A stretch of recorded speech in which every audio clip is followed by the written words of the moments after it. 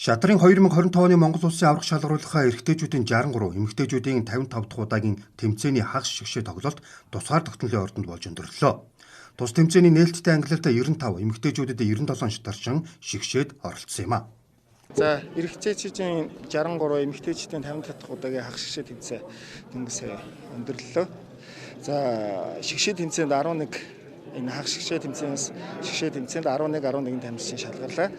За, энэ дгээр тамирчин дээр өмнөх жилийн авраг шигшээгийн тамирчин амар төвшин, олон улсын мастер амар төвшин, их мастер мөнгө цол нар нэмэгдээд 12 тамирчин эх 9 сард Монгол улсын 25 оны аварга тодруулна. Энэ жилийн улсын аваргын гол онцлог нь юу вэ гэхээр эх онд Узбект дэлхийн шатрын олимпиад болно. Мөн эх онд Монгол улсын шигшээгийн тамирчдыг сонгон шалгуулахдаа энэ тэмцээний гол онцлог болж байгаа. За, энэ жилийн шигшээ тэмцээнд шалгарсан бүрэлдэхүүнийг харахаар ер нь бол дэлхийгээр бас үе бас солигдож байгаа, залуудж байгаа. Тэрний бас нэг илрэл бас Монголд бас явж байна. Залуу тамирчид ихээр орлоо. Тэгээд туршлагатай тамирчид манай Монгол бас Азад ихний 5-д ордог. Дэлхийд бас дээгүүр ордог. Энийхээ бас тод илэрлийг үзүүлж бас манай хагас шигшээ тэмцээнч нэлээд ширүүхэн боллоо. Эх 9 сард бас улсын аврах шалгаруулах шигшээ тэмцээн бас нэлээд сонирхолтой болохоор харагдаж байна. Эрэгтэй эмэгтэй ангилалд тус бүрийн эхний 11 байрт шалгарсан шатарчаадаа эх 9-р сард шигшээ тоглолтонд өрсөлдөх эрхийн эзэн болсон юм а. Улсын аврах шалгаруулах шигшээ тэмцээний нээлттэй ангилалд их мастер Бэлгүн Күндава, олон улсын мастер Аг Бэлэг Итгэлд, Амилал Ган Эрдэнэ Чингүн, Бидя мастер Үлзий гişиг Лав Сүрэн, Сод Бэлэг Баасан Сүрэнаар эрхээ авлаа.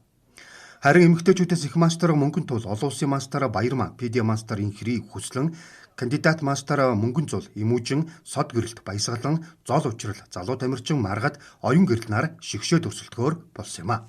Анхны зорилго зүгээр эхний ээлжинд бол ямар ч ихний 11-т ороод улсын аврах шалгаруулах шигшээ тэмцээндээ шалгарсан зорилготой байсан.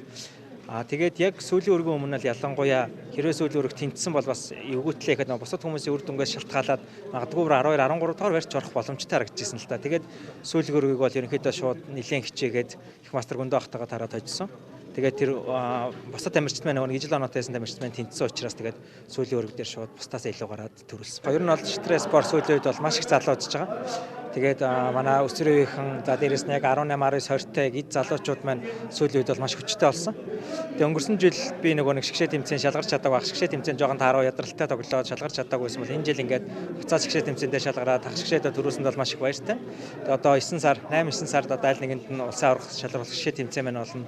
Нэлээд чухал дараа жилийн олимпиадын баг нэмээд шигшээгийг шалгаруулах том тэмцээн учраас одоо ингээд баг одооноос эхлээд шууд бэлтгэлтэй гарна гэж бодож байна. Хагас шигшээ тэмцээндээ бол төгөөсөндөө бол маш их баяртай байна. Тэмцээний хувьд бол энэ жил өнгөрсөн жилүүтэй харьцуулбал нөгөө 100 гаруй тамирчин оролцож байгаагаар илүү онцлогтой байсан. Эрэгтэйгээс илүү тамирчин оролцсон. Тийм болохоор бас нэлээд хүчтэй болсон гэж бодож байгаа.